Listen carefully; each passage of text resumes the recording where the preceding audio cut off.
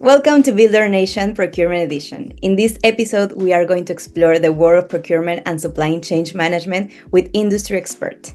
From avoiding common pitfalls to optimizing processes, we will uncover how procurement fuels companies and plays a crucial role in bringing products to market. Keep watching to learn more about insights, strategies, and real-world success stories.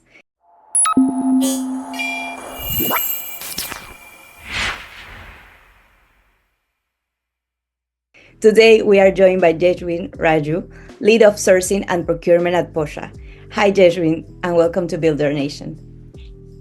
Hi, Taksha. Thank you so much for that warm welcome, and thank you for having me here. Okay, so to start with this interview, present yourself, tell us something about you, about the work that you are doing now. So I'm a lead for sourcing and procurement at Posha.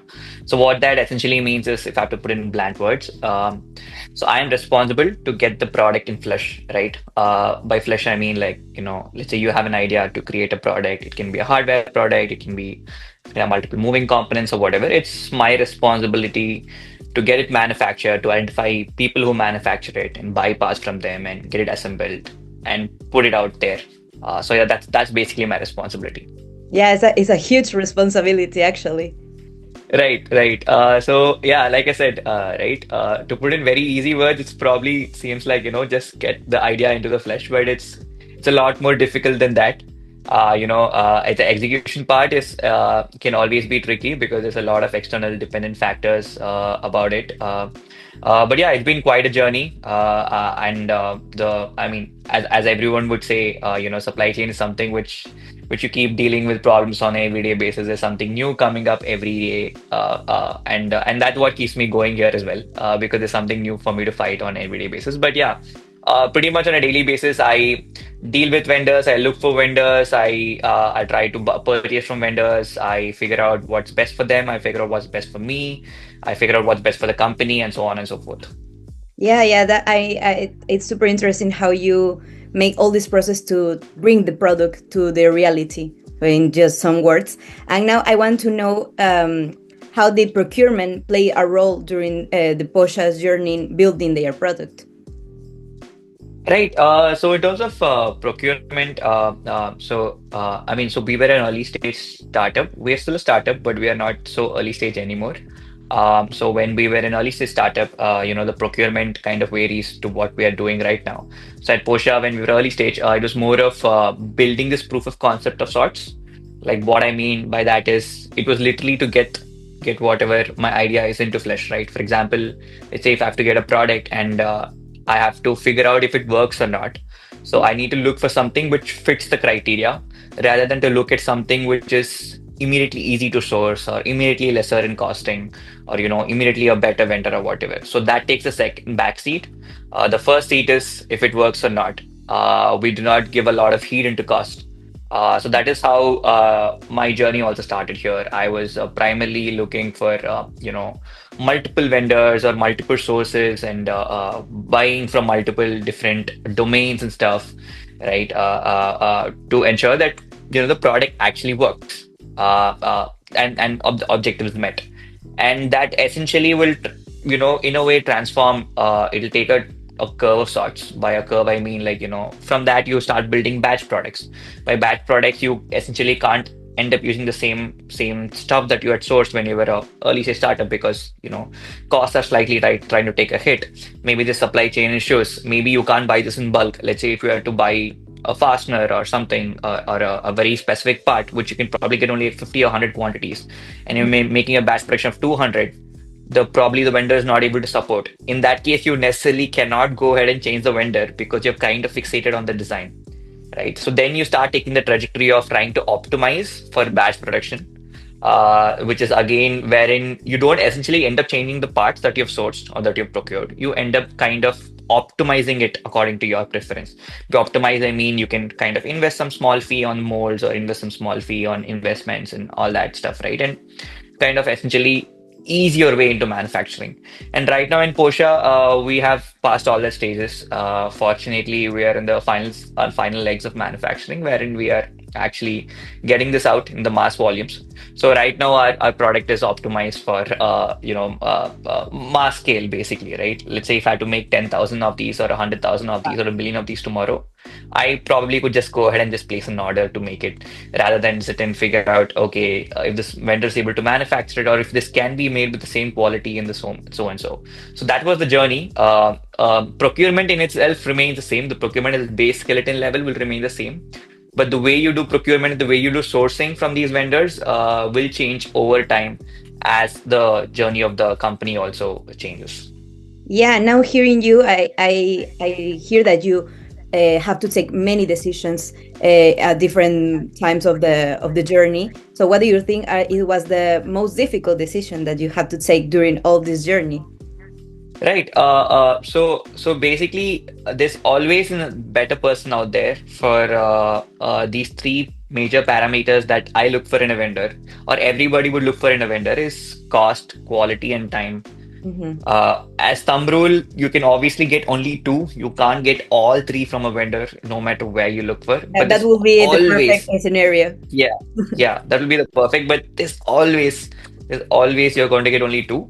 But at the same time, even if you get those two right, even in those two, let's say I figure out a vendor A, who is good at quality and is good at cost, but he's taking slightly more time. But I end up sticking with him and probably end up finding supplier B, which is much more better in quality and who's way more cheaper in cost, right? But sometimes I have to take the decision, a difficult decision of staying with vendor A only, Mhm. primarily because I've had a journey with these guys. This journey specifically means that I've had a sort of R&D phase with them, or I have sort of a prototyping phase with them, just for them to actually get that final product out from supplier A. It took a lot more time, and they know a lot more about my interdependencies of this particular part with everything else, and that is invaluable for me, honestly. Yeah, And for me to actually develop this with another vendor will take a lot more time, even if he's giving me at a very cheaper cost, that will impact me in time, honestly, yeah. by the time I You figure have it to out. balance that. So yes, exactly. So one of the primary difficult decisions that I've had to do was, a lot many times I've had to stay with vendors, even with things got very difficult. But I guess that's part of being in a procurement journey and trying to figure out what works best for each other. Yeah, yeah, I totally agree with you about that, and it's difficult sometimes to balance. But I think, yeah, it is part of the journey, it's part of the work that you have to do, the Right, decisions you have to take during that time. Now, right. we know that in the last years, the tools to manage inventory, budget, etc., become more simple, and automation plays a role in that, Mm-hmm. like the AI, for example. Did you notice the impact of AI or other tools in procurement processes? Definitely. So I have come across AI. I've come across AI since its inception, and now the Chat GPT or Gen AI is here, and it's accessible to almost anyone. Right? It just makes everyone's life a lot more easier, uh, especially in procurement. By what I mean by that is, you don't have to necessarily. So the whole point of sourcing and procurement, right? Um, finding vendors and how to find vendors is the trickier part.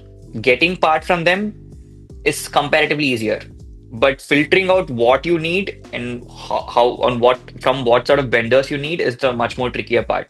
Hmm. And in such cases, AI just makes your lives at least 5x easier, right? You just put out the right prompts, you just use you spend some more time on it. You probably get a list of vendors. Then opposed to, like, let's say 10 years prior to this, we had to, like, there were softwares where we had to pay money to actually get an access to a list of vendor database, right? Or let's say there was software where you had to pay money. If you put the HSN code, you would actually get the list of vendors in the specific location or the specific country or whatever, right? But right now it's not the case. Right now AI has come into the picture and just make things a lot more easier. And with all these tools which have integrated with AI and stuff, wherein you can just find vendors, you can talk to them, you can send contracts, you can sign these NDAs, you can have a one-stop solution for most of these, which is also great. But also it depends on which stage you are in, at what scale you want to implement this in. So let's say if you're making very low volumes, or if you're not making any volumes, it doesn't make sense for you to invest in these right away.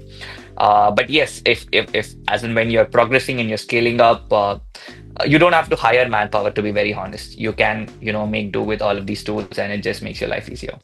Yeah, and you use some of these tools at your work, or maybe not, or you have a different one to make your work a little bit more easier or more fluent. I don't know, like maybe you have a tool for that. Right. So specifically for supply chain, we do not have. I mean, I used to work on certain tools like, Oracle ASCP, which is an advanced supply chain a planning tool. It's run by, I mean, it's developed by Oracle and stuff. I used to use that, but then I realized that, we have not gotten into that steady flow of products yet. Like I said, we were doing batches here and there. We were more user centric than more of pushing the products out, right? We were putting some batches out and getting feedback and saying that, hey, okay, what is your feedback? Does it work? Do we have to change something? And so on and so forth, rather than just making some batches and then pushing it out. So in reality, I realized that we do not have a lot of use for these as of today. But we do use these productivity tools like Notion and stuff. We kind of like use the nicks and knacks here and there to kind of make it flexible to work for us in terms of like maintaining POs or releasing POs, follow-ups with vendors, identifying shipping schedules, payment terms, so on and so forth. We also try to link that with our payment portals and stuff. We try to automate how much ever we can with what we have. But as of today, just to give you a short answer, we are not using any specific tools, primarily because we are not there yet. But we will eventually end up using because we Yeah. are growing rapidly. Yeah, that's for sure. What do you think are the procurement pitfalls that people needs to avoid? People have a slight misconception that, working with bigger companies is just better, right? Let's say if I have to work with a contract manufacturer, let's say I have to get a plastic manufacturer procured from a very big plastic manufacturer, right? Like a plastic part procured from a very big plastic manufacturer. People think that's a solution. People think, yeah, if there's a tier one vendor will definitely deliver because he's been tier one. But it's actually it's actually a slightly decent sized misconception because you are not at their length. It's not like the vendor can't deliver, the vendor will deliver, right? But the wavelengths need to match. So what I'm saying here is the big companies at most of the times, let's say when startups try to get into the hardware industry, the big companies might always not be the answer. You might have to look for a good match. By a good match, by I mean if you're mid-size, the other person also needs to be mid-size. If you're growing, you should also be able to grow. But at the same time, that the other vendor should not entirely depend on you. He should be able to survive with or without you also, right? So you can't just look for someone who's too big. What happens when it's too big is you're too small for them. It's the gap is just made, and it's not like the other person will not deliver for you, but the other person will not give you the support that you require from a mid-sized company. And that support, like I said, is extremely crucial for you to actually get through the journey rather than get the part out. Getting the part out can be done eventually, but getting through the journey is much more important. So that is, I would say, number one. The big companies may not necessarily be the answer for any of your procurement needs right away. And number two is obviously procurement is a two-way street. It's not a one-way street. Sometimes people assume that procurement, hey, I just place a PO, I pay this person so and so money, we get the parts, right? It doesn't necessarily work like that. It's more of a relationship of sorts wherein you have to understand what the vendor needs or what the supplier needs, and he understands what you need at what prioritization that you need, right? There's like multiple sub branches also to it. So it's basically a two-way street. By a two-way street, I mean that we should also understand when we have to prioritize them on their needs. By their needs, I mean like let's say their support in terms of other things or other work and stuff, and when we have to prioritize our needs. So it's a two-way street, and we can't expect a vendor or someone to just give us the part, take the money, and give us the part right from the get-go. So eventually, also nurturing this relationship. So yeah, I would say that's a two-way street. So a lot of people tend to assume that procurement is just I place orders and I get the part, but it isn't. It isn't. It's more of a journey than anything else. I think it's super important Yes. what you said. Yeah, so thank you so much, Yeshwin, for being here and share all your valuable knowledge with us. It was really good to hear your ideas and learn from you. And well, I don't know if you want to share a website or a social media handle for the people that is going to watch this interview. Right. First of all, thank you so much for having me, Taksha. You've been very kind and warm. So we are Posha. Our website is posha.com. It's www.posha.com. I can also drop down my Instagram handle. I just don't remember it quite yet, but I can also drop down our Instagram handle. And if you can just look up Posha on LinkedIn, just POSHA, which will just pop right up. And we make automatic cooking robots for a living. So yeah. And for everybody that is watching, be sure to visit our website, buildernation.io. You can also connect with us on LinkedIn by following Builder Nation for the latest updates and exclusive content. And don't forget to subscribe here to our channel. Thank you all for being part of this amazing community. We will see you in the next episode. And special thanks again to Yeshwin for joining us today. Thank you, guys. Thank you.